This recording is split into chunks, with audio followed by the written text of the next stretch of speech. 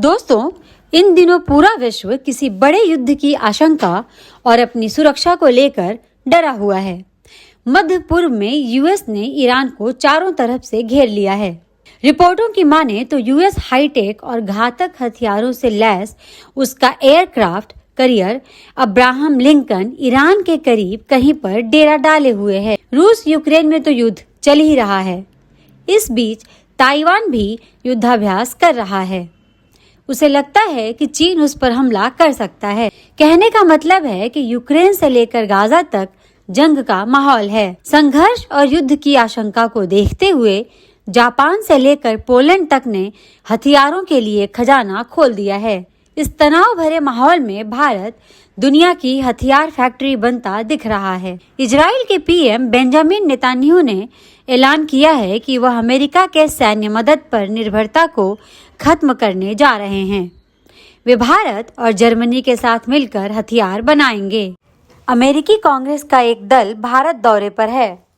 अमेरिकी दल भारत के साथ हथियारों के संयुक्त निर्माण और विकास की संभावना पर बात करेगा। इससे भारत के लिए बड़ा मौका बन सकता है। इजरायली पीएम नेतन्याहू ने कहा कि भारत और जर्मनी में हथियार निर्माण करने से इजराइल को आज़ादी मिलेगी, तेजी से सप्लाई हो सकेगी और गठबंधन को मजबूत किया जा सकेगा। नेतन्याहू ने कहा कि गाजा में हमारे सैनिकों को इसलिए जान गंवानी पड़ी क्योंकि उनके पास वह गोला बारूद नहीं था जिसकी उन्हें जरूरत थी। उन्होंने कहा कि कई देशों ने गोला बारूद देने पर बैन लगा रखा था, जिसकी वजह से इजराइल को ये नहीं मिल पाया। इजरायली पीएम ने कहा कि अब ऐसा कभी नहीं होने दिया जाएगा। मैं इजराइल की हथियार इंडस्ट्री को मजबूत और आत्मनिर्भर बनाऊंगा। नेतन्याहू ने उम्मीद जताई कि इससे इजराइल की अगले दशक तक अमेरिकी सैन्य सहायता पर निर्भरता कम हो जाएगी।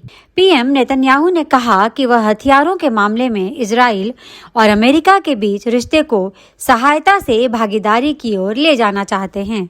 इजराइल अपने हथियारों के विकास और संयुक्त उत्पादन को सहयोगी देशों जैसे भारत और जर्मनी तक बढ़ा सकता है। नेतन्याहू ने कहा कि वह ऐसी डिफेंस इंडस्ट्री को बनाना चाहते हैं जो आत्मनिर्भर हो, ताकि हमें हथियारों और गोला बारूद के लिए दूसरे के पास नहीं जाना पड़े। बता दें कि गाजा युद्ध के दौरान इजराइल पर कई देशों ने हथियारों का बैन लगा दिया था।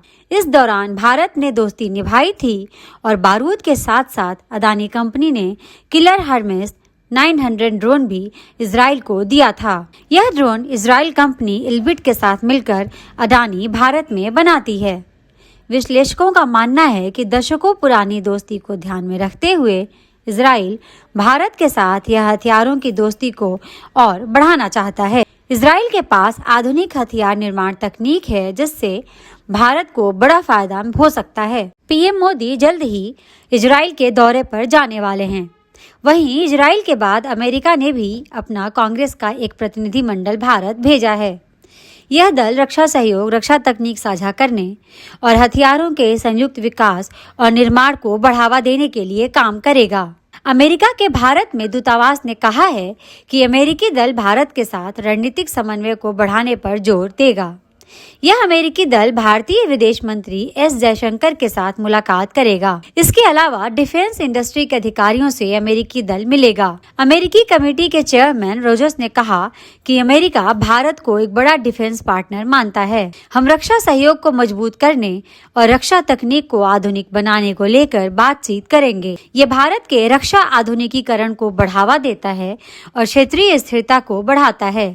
बता दें कि भारत अमेरिका को कई रक्षा उपकरणों और तोप के गोलों की सप्लाई करता है। अमेरिका की कई रक्षा कंपनियां भारत में हथियार निर्माण को बढ़ावा दे रही हैं। बात यह है कि एक समय भारत अपनी रक्षा जरूरतों के लिए पूरी तरह से आयात पर निर्भर था।